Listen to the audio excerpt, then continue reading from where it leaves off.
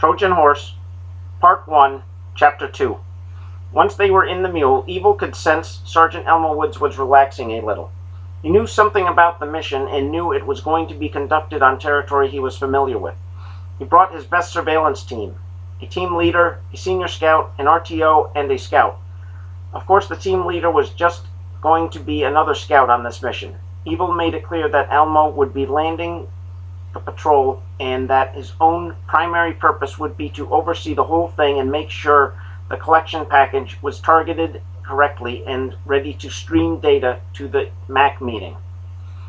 Evil took the controls of the mule, maneuvering it down a corridor of stabilized asteroids, outward away from the center of the solar system and closer to the military demarcation line that separated Republic territory from Triton territory. The mule was a smaller craft than the RCC, but it was more maneuverable, basically shaped like a rectangle that was bent in the middle and with a rounded cockpit area in the front. The mules carried a pair of forward cannons and had a quad 50 caliber anti-spacecraft turret that rose from the middle of the top hull when there was trouble.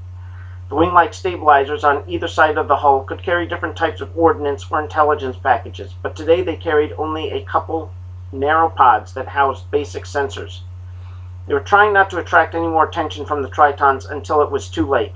They wanted to appear as a regular infantry squad arriving for an MDL patrol. They passed several camouflaged Republic observation posts on the stabilized asteroids on Evil's side of the corridor.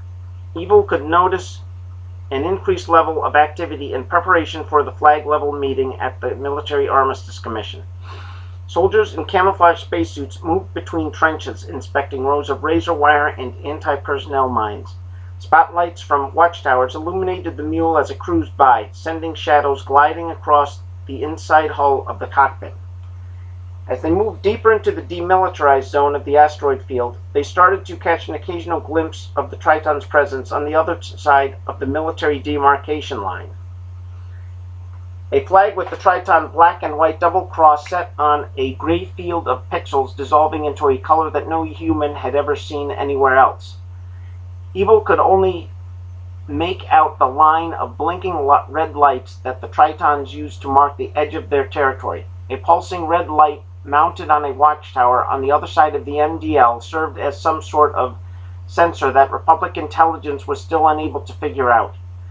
Some said it was a sophisticated biodetector that could tell if a human had crossed to the wrong side of the MDL. Some thought it didn't do anything more than look menacing and confuse and frighten the more gullible diplomats that went to the MAC meetings. Approaching the edge of Triton territory usually evoked the same feelings if he allowed them to. Memories of the war that had ended in the solar system being divided, the inner planets from the outer ones. He had been out of the academy for almost a year when the Tritons first made their presence known.